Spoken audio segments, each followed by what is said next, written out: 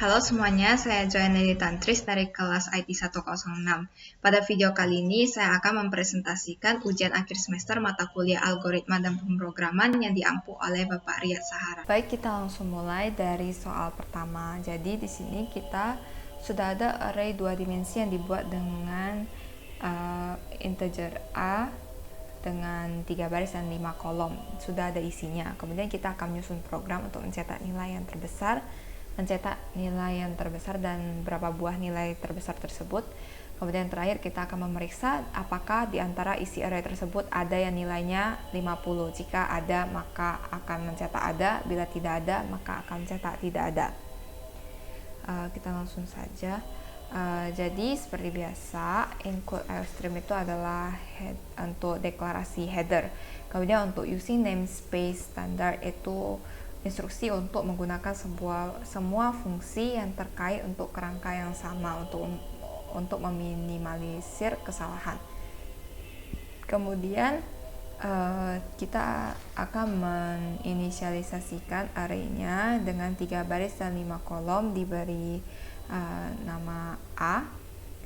Ini adalah array-nya. Kemudian di sini kita deklarasi variabel, kemudian di sini kita deklarasi pointer. Logo bintang ini adalah content of operator, logo N adalah address of operator. Jadi pointer adalah variabel yang nilainya berupa alamat atau address dari memori variabel lainnya. Kemudian di sini kita ada for loop. Ini fungsinya untuk mencetak array seperti yang sudah di-run di sini. Nanti tampilannya akan seperti ini. Kemudian kita akan menjawab bagian A, yaitu akan mencetak nilai yang terbesar. Nilai terbesar pertama kita deklarasi variabel dulu dengan dikasih nama maksimum karena terbesar. Kemudian kita buat dua for loop. For loop pertama adalah untuk mengulang tiap baris array-nya. Kemudian for loop kedua adalah untuk mengulang setiap kolomnya, yaitu untuk ngulangin isinya. Nah, lalu di dalam for loop ini ada if di sini untuk mencari nilai maksimum. Jadi misalnya 23 apakah lebih besar dari 95, yaitu array selanjutnya. Nah, kan tidak, jadi kita akan lanjut terus sampai paling akhir, itu untuk mendapatkan nilai maksimum. Kemudian jika sudah selesai akan ditampilkan atau cout nilai terbesar adalah nilai maksimum yang telah didapat. Seperti kita bisa lihat di sini, bagian A nilai terbesar adalah 95 dan memang yang terbesar adalah 95. Kemudian kita masuk ke bagian B. Di sini ada mencetak nilai yang terbesar dan mencetak ada berapa buah nilai terbesar tersebut. Nah, di sebelah sini kita inisialisasikan variabelnya berupa berapa, BRP, berapa buah. Awalnya itu ada 0. Terus kita buat for loop seperti yang tadi. Yang pertama buat bagian baris, yang kedua buat bagian kolom. Lalu if di sini kita akan membuat mencari nilai maksimal tersebut ada berapa. Jadi misalnya jika pada nilai array tersebut sama dengan nilai maksimum, yaitu yang tadi kita sudah dapat 95, maka nilai berapa akan bertambah. Jadi misalnya ada ketemu 195 di sini, jadi bertambah jadi 1. Dia ada satu lagi 95 di sini akan bertambah jadi 2. Maka lalu akan ditampilkan seperti ini. Ini terdapat nilai terbesar yaitu 95 sebanyak 2 buah seperti di sini ya. Kemudian kita masuk ke bagian C, yaitu memeriksa apakah di antara isi array tersebut ada yang nilainya 50. Bila ada, bila tidak ada, tidak ada. Nah, kita lihat di sini. Kita inisialisasi variabel lagi, namanya cari, karena kita mau mencari. Lalu cari ini nilainya ada 50. Kemudian bool jika ada, sementara false dulu, karena belum ketemukan. Lalu kita buat dulu for loop-nya. Seperti yang tadi juga, yang pertama buat baris, yang kedua buat kolom. Lalu kita buat if untuk setiap nilai pada array jika sama dengan cari, yaitu nilai 50, maka ada menjadi true. Nah, kemudian kita buat if di sini, yaitu jika ada tidak sama dengan true, maka akan menampilkan tidak ada. Tidak ada artinya tidak terdapat angka dengan nilai cari tersebut, yaitu 50. Dan else, selain itu, jika ada sama dengan true berarti ada. Jadi terdapat angka dengan nilai cari yaitu 50. Seperti di sini kita akan ada angka 50 di sini. Jadi tampilannya akan menjadi ada, yaitu terdapat angka dengan nilai 50. Selanjutnya untuk nomor 2, ini mirip dengan yang nomor pertama, hanya saja di sini sudah ada array 2 dimensi dengan sama array 3 baris 5 kolom, tapi di sini belum ada isinya. Dan di sini kita akan menyusun program untuk mengisi array tersebut dengan menggunakan pointer seperti yang tadi, dengan menggunakan pointer, di mana pointer adalah sebuah variabel yang alamatnya berupa dari memori variabel lainnya. Jadi isinya menjadi seperti yang ada di tampilan ini. Nah, kita langsung saja di sini kita udah inisialisasi arraynya sama, namanya A juga, 3 baris 5 kolom di sini.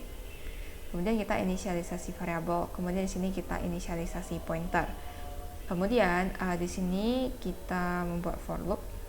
For loop pertama buat baris, for loop kedua untuk kolom. Kemudian di sini kita buat if. Jadi jika nilai angka pada array tersebut adalah 10, di sini ya 10, maka nilai tersebut akan diganti dengan spasi, jadi kosong. Nah, else jika selain dari kondisi yang pertama tadi, maka tetap akan ditampilkan sebagaimana nilai dalam array tersebut. Jadi cuma kalau isinya 10 aja baru dia dibuat kosong. Jadi tampilan akhirnya adalah seperti ini. Jadi yang tadi adalah kosong dan sama seperti soal. Sekarang kita masuk ke nomor 3, yaitu kita akan menyusun program untuk menginput sebuah nilai integer yang lebih besar dari 10. Misalnya n. Kemudian kita akan menghitung dan mencetak totalnya. Jadi di sini contohnya ada 1 tambah 2 tambah 3 dan seterusnya sampai tambah n. Nah, hasilnya berapa gitu. Hasilnya itulah yang akan kita buat programnya gitu untuk mencari hasilnya. Jadi instruksi input ditulis dalam fungsi main.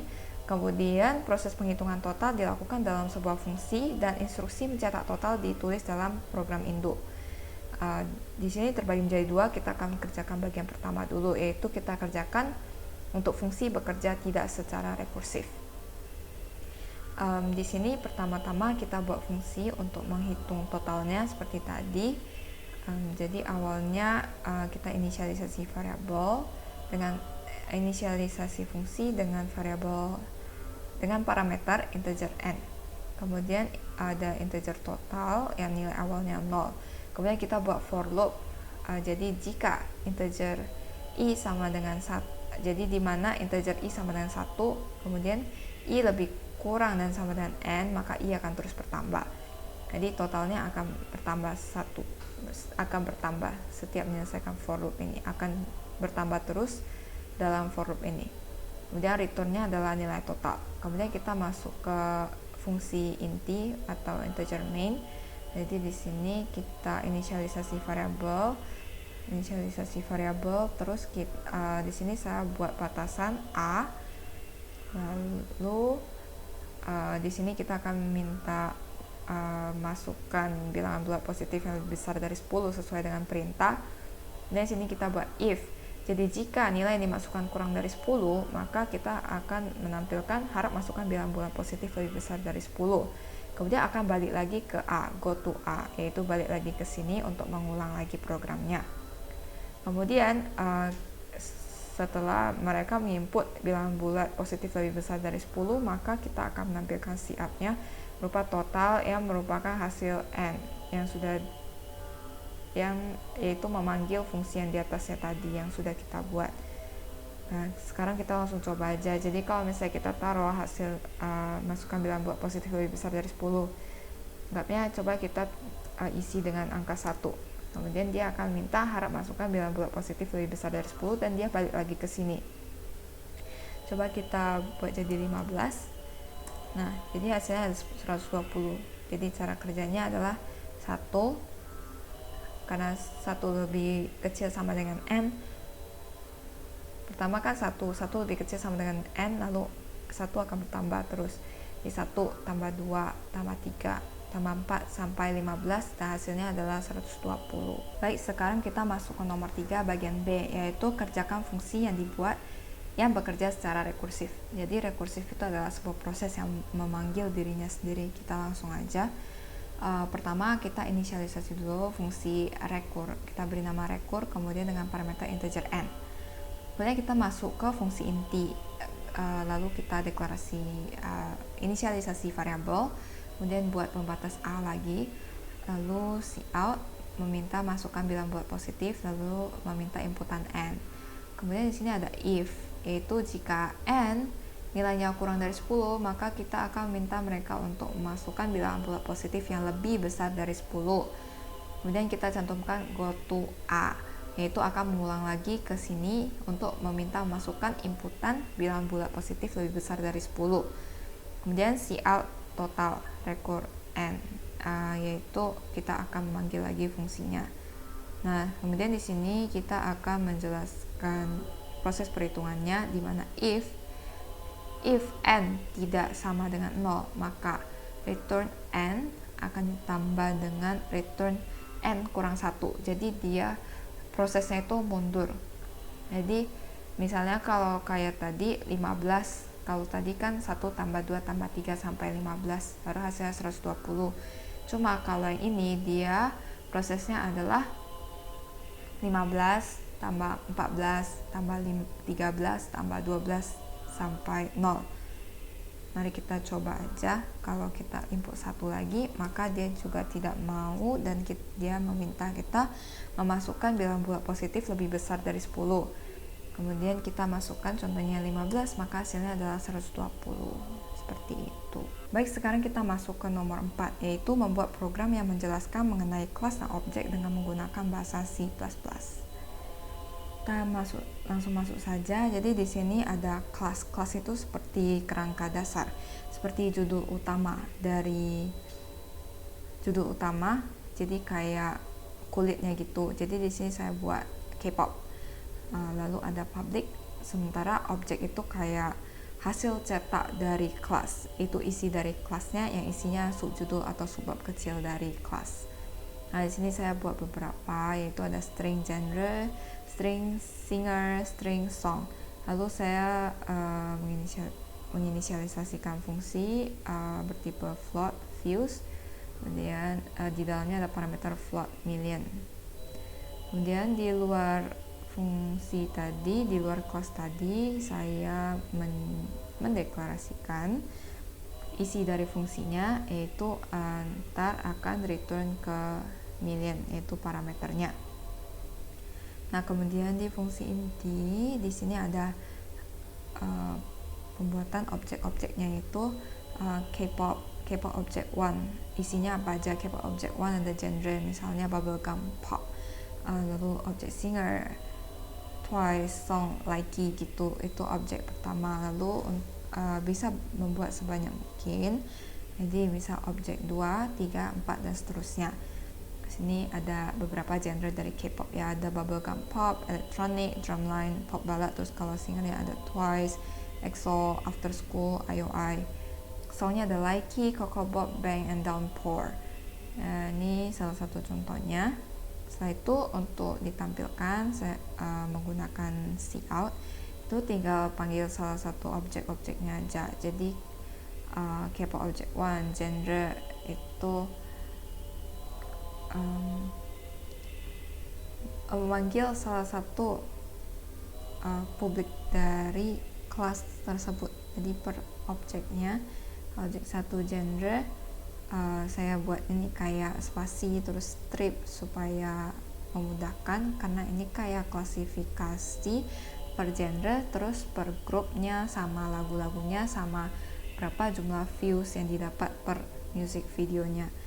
Kemudian ini penyanyinya siapa, lalu strip, lalu lagunya, kemudian buat dalam kurung berapa million viewsnya, kemudian ini dan seterusnya sampai habis. Kalau kita coba run, ya hasilnya seperti ini. Jadi seperti itulah program dengan kelas dan objek. Sekian presentasi dari saya. Terima kasih atas waktu dan perhatiannya. Sampai jumpa.